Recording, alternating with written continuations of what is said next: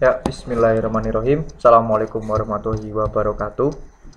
Perkenalkan, nama saya Irfan Setiawan dari Universitas IFET Semarang, Prodi Pendidikan Vokasional Teknik Mesin semester 6. Nah, pada video kali ini saya akan mempresentasikan tentang analisis butir soal menggunakan itemen. Nah, dalam itemen itu bentuknya seperti apa? Nah, seperti ini. Itemen itu bentuknya adalah aplikasi. Nah, di sini ada enter name of the input file. Nah, berarti itemen ini membutuhkan input data. Data yang diinginkan adalah berupa txt atau text dokumen. Nah, jadi saya buat file aja namanya data. Kita buka dulu. Ini adalah data awal untuk menganalisis butir soal. Nah, yang dimasukkan apa? Ini saya sudah mempersiapkan data input yang harus dimasukkan ke dalam file data itemen. Ini. Di sini saya memiliki data dengan beberapa. Ini ada kode-kodenya ya. Saya jelaskan satu persatu. Ini ada angka 040. 040 ini maksudnya adalah jumlah soal yang akan saya analisis. Berarti ada 40 soal. Sini ada huruf O, jangan 0 ya, tapi O. Ada N kecil dan 04. Nah, 04 ini maksudnya adalah jumlah karakter yang tidak akan dianalisis oleh itemen. Ini, jadi ini. Ini adalah nomornya kan, nomor urut siswa. Jadi sini harusnya ada 4 karakter yang tidak dianalisis. Contohnya ini. 1 karakter, 2 karakter, 3 karakter, 4 karakter. Nah, mulai dari 5 karakter kelima, itemen akan menganalisis butir soal yang telah di-input. Jadi seperti itu. Jika kita sini tambahkan 1 0 lagi. Jadi kan ada 1, 2, 3, 4, 5. Berarti 5. Sininya diganti 5. Nah, karena kita hanya membutuhkan 4 saja, kita tulis ini aja 4. Oke, enter. Berikutnya ada ini adalah kunci jawaban dari soal yang akan saya analisis. Harusnya ada 40 ini ya. Terus enter, bawahnya ada 5. Nah, 5 ini adalah angka yang menunjukkan jumlah opsi yang ada pada soal yang akan saya analisis. Karena ini sampai E berarti sampai 5, terusnya 5. Nah, jika ini analisisnya butir pilihan gandanya hanya sampai 4, berarti sampai D, atau kita tulisnya 4 aja di sini. Terus ini adalah Y. Y ini maksudnya adalah yes. Jadi menunjukkan bahwa soal ini ya benar akan dianalisis. Jika misalnya seperti ini, kita akan menganalisis tapi hanya sampai nomor 40 saja. Nah, yaudah yang dari 41 sampai nomor 50, dari nomor 30 saja ya, dari nomor 30. Berarti nomor 31 sampai 40 itu kita buat N, tulisnya N aja seperti ini. Tapi kita akan analisis semua, jadi kita tulis Y semua aja. Oke, lanjut enter. Ini adalah 001, ini 002, 03. Ini adalah nomor urut siswa. Terus di karakter kelima ini saya menuliskan jawaban dari hasil pekerjaan siswa. Oke, setelah itu kita simpan dulu. Nah, setelah disimpan ini di minimize, kita kembali lagi ke itemen. Nah, di dalam itemen ini ada perintah untuk enter the name of the input file. Jadi input filenya adalah tadi data, tulis data .txt, jangan lupa ya. Lalu enter the name of the output. Nah, outputnya mau dinamai apa? Kita namai output saja biar mudah. Output, jangan lupa .txt. Kita enter. Do you want the score with? Oke, kita tulis yes saja. Kita enter. Enter the name of the score. Kita buat hasilnya, namanya adalah hasil aja. .txt. Kita enter. Nah, dia akan otomatis mencetak ini. Ini ada output dan hasil. Ini data tadi ya. Kita lihat outputnya. Ini adalah output yang sudah dianalisis dari nomor 1 sampai nomor 40. Benar ya, nomor 40. Terus berikutnya adalah hasil. Nah, ini adalah summary atau ringkasan skor. Di skor dari siswa bernomor urut 1 adalah 18, nomor 2 adalah 16, 20, 17 dan seterusnya sampai 30 siswa. Nah, saya menggunakan 30 siswa itu menggunakan satu kelas. Oke, lanjut. Jadi setelah tadi kita mendapatkan output ya, output data dari hasil item itu akan muncul item analisis seperti ini. Nah, bagaimana sih cara membaca hasil item analisis ini? Nah, kita baca satu persatu saja. Jadi di sini ada sequel nom. Berarti ini ada nomor urutnya ya, nomor urut soal bukan nomor urut siswa. Nomor urut soal. Ada scale item.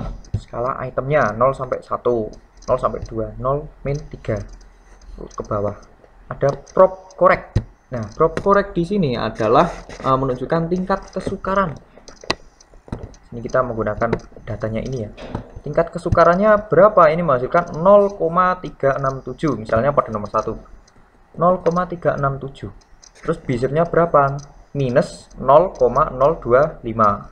Terus ada point bizer. Nah, point bizer ini nanti digunakan untuk data menunjukkan daya beda, hasil daya beda dari tiap soal. Tuh yang diambil nanti ini dan point bizer. Nah, berikutnya ini adalah alternatif statistik atau hasil jawaban siswa. Nah, di sini ada tanda bintang.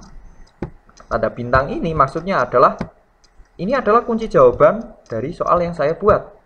Kuncinya adalah B. Tapi di sini ada tanda tanya. Nah, tanda tanya ini maksudnya adalah dari sekian 30 siswa itu seharusnya ya menjawab B. Yang benar itu adalah B. Tapi kenapa mayoritas menjawab E? Nah, ini perlu dianalisis lagi untuk tiap butir soalnya. Jadi fungsi dari analisis soal ini ya seperti ini. Jadi untuk memperbaiki tiap soal. Nah, kita lanjut ke nomor 2. Ini daya tingkat kesukarannya berapa? 0,267. Nah, nanti di tabel kita akan lihat ini tingkat kesukarannya bagaimana, apakah sulit, ideal, atau mudah soal tersebut ya, soal nomor 2, nomor 1, dan sampai nomor 40. Ini bizer poinnya adalah 0,312 atau daya bedanya berapa, apakah valid atau tidak valid. Ini untuk yang analisis butir soal. Dan berikutnya ada hasil. Nah, summary atau ringkasan hasil. Nah, di sini ada skornya. Skor siswa. Oh ya, ini sebelum ke skor siswa, di output yang bagian bawah itu ada, nah ini ada there were 30 examined in the data file. Berarti ada 30 yang mengerjakan soal, 30 siswa. Statistiknya ini rata-rata 13,633. Terus nah ini nilai minimumnya adalah 5, maksimumnya adalah 20. Nah, yang kita ambil adalah alpha di sini. Alpha itu variabel atau tidak? 0,441. Nah, kita lanjut ke tabelnya saja. Sini saya membuat tabel uji validitas data. Nah, di sini. Cara memasukkan datanya seperti apa? Nah, kita lihat di soal yang tadi saja. Hasil statistiknya di output untuk nomor 1 ya misalnya. Ini adalah 0,367. Kita tulisan aja 0,367. Ini 0,367. Hasilnya apa? Kita enter. Ternyata keterangannya adalah sulit. Nah, berikutnya kita lihat daya bedanya. Minus 0,020. Tulis minus aja, minus 0,020. Hasilnya apa? Tidak valid. Nah, lanjut ke nomor 2. output sama ya, ini 0,267 hasilnya apa? Masih sulit juga soalnya. Kita lihat di tingkat kesukaran 0,312.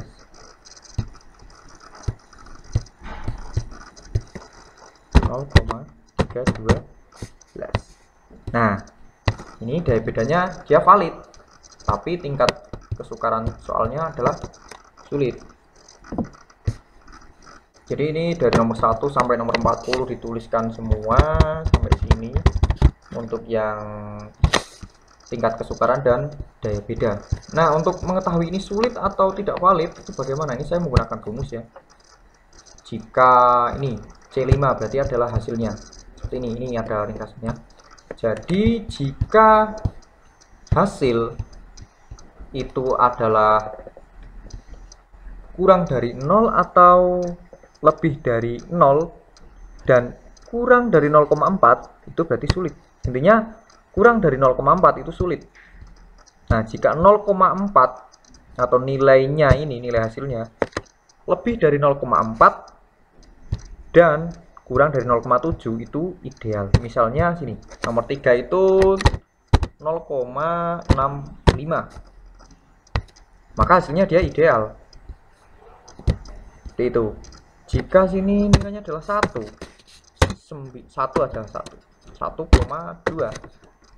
Hasilnya soalnya adalah mudah. Tuh, jadi jika kurang dari 0,4 itu sulit, dan 0,4 sampai kurang dari 0,7 itu ideal, dan jika lebih dari 0,7 sampai 1 itu mudah. Nah, untuk yang ini daya beda hasilnya itu jika nilai hasil tuh lebih dari 0 tetapi kurang dari 3 itu tidak valid, dan jika 0,3 maaf ya, 0,3 itu nilainya, jika nilainya lebih dari 0,3 sampai 1 itu valid. Nah, seperti ini contohnya. Jika saya tulis contoh 0,2 maka hasilnya tidak valid. Tapi jika saya nulisnya 0,34 enter, maka hasilnya dia valid. Nah, setelah kita menuliskan ini tabel uji validitas dan reliabilitas, tadi ada tingkat kesukarannya berapa, daya bedanya berapa, ini kan ada 40 soal. Jadi tiap soal sudah ditulis semua dan ketemu.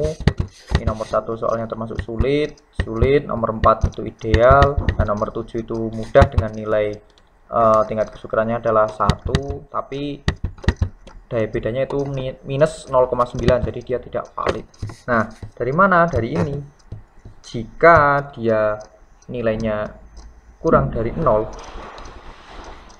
lebih dari 0, berarti kan 0,0, 0,1, 0,2 sampai 0,3 itu tidak valid. Nah, tapi jika lebih dari 0,3 itu nilainya adalah valid. Contohnya ini 0,494, berarti dia valid. Nah, lanjut ini ke bawah. Dari 40 soal ada 11 soal yang valid, dan jumlah soal yang harus direvisi ada 29. Ini yang tidak valid, ini perlu direvisi. Nah, berikutnya di bawah ada alpha 0,441. Jadi ada batasan instrumen itu dikatakan reliable atau non reliable. Itu dari sini. Kita dapat angkanya dari mana? Angkanya dari ini, dari file hasil. Kita buka. Dari file output ya. Output yang bagian paling bawah. Sebentar, saya besarkan yang paling bawah. Nah, alpha. Di sini alpanya adalah 0,441.